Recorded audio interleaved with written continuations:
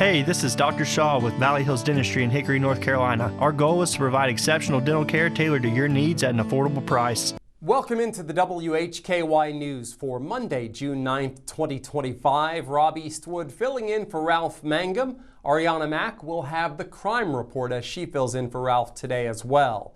Watch the WHKY News on over-the-air TV at 5:30 and 10 o'clock every weekday on channel 14.2, or you can catch us on the Compass, Sky Best, Vibrant, TDS, and Comporium cable systems. The WHKY News is also available online at WHKY.com and on our YouTube channel.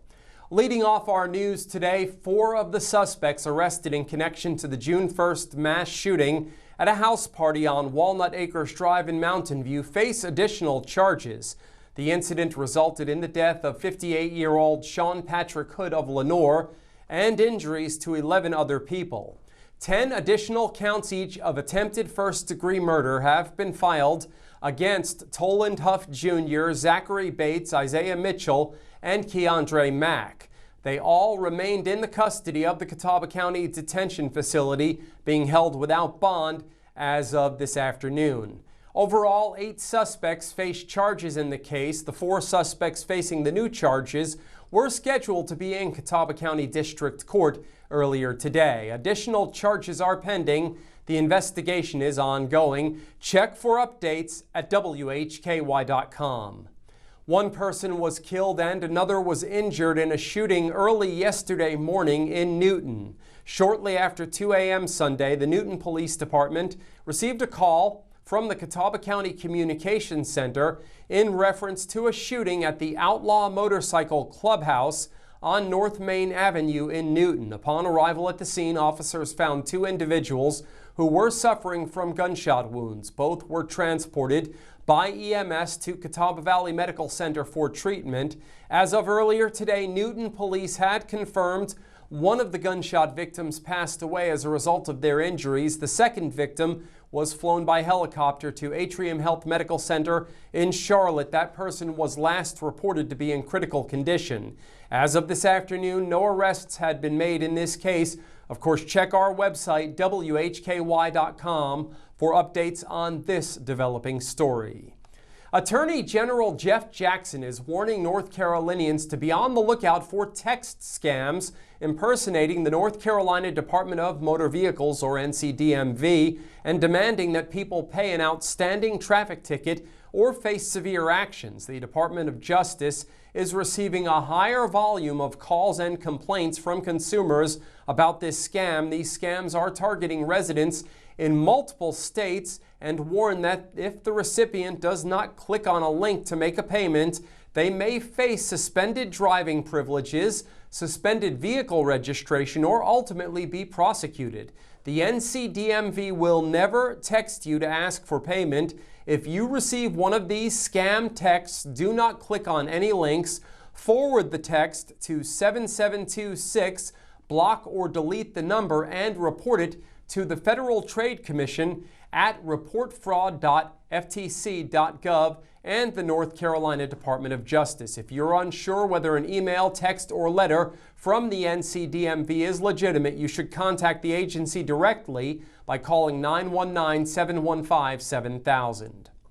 A child was killed in a crash in Burke County over the weekend. Sunday at approximately 6:30 p.m., the North Carolina State Highway Patrol responded to US 70 near Sundown Road. A 2017 Ford F-150 traveling east on 70 crossed the center line and collided head-on with a westbound 2022 Kia Forte.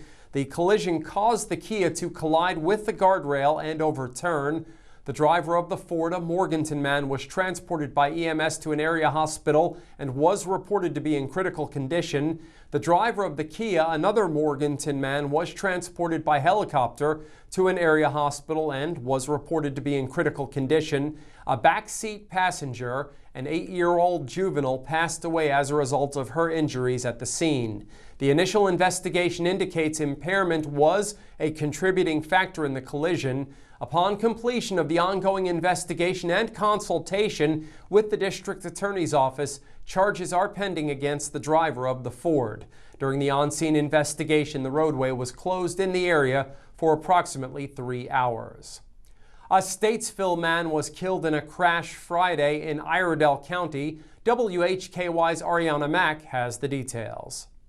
That is correct, Rob. The deceased is 38-year-old Elmer Adalberto Romero Gueron. On Friday at approximately 7:50 p.m., the NC State Highway Patrol responded to I-77 South near mile marker 64 in Harmony. A 1999 Ford Ranger traveling south lost control, drove off the right side of the roadway, struck a guardrail, overturned, and went down an embankment. The driver of the Ford, Elmer Adalberto Romero Gueron, passed away from his injuries at the scene. An adult passenger and 2 juvenile passengers were transported to area hospitals with non-life-threatening injuries. The initial investigation indicates speed and impairment were not contributing factors in the collision. However, the back right tire blew out, causing the driver to lose control. During the on-scene investigation, I-77 South was partially closed in the area for approximately 2 hours.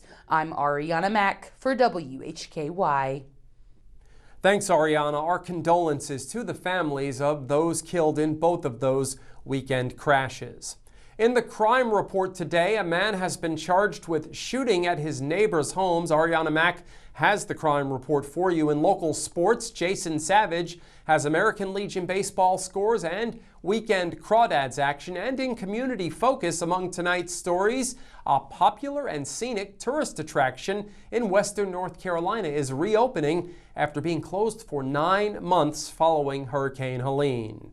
We saw temps rise into the mid-80s today with a mix of sun and clouds, down to 66 overnight, and there is a chance of rain both Tuesday and Wednesday, with highs again in the low to mid-80s. Stay with us. The crime report is up next here on the WHKY News.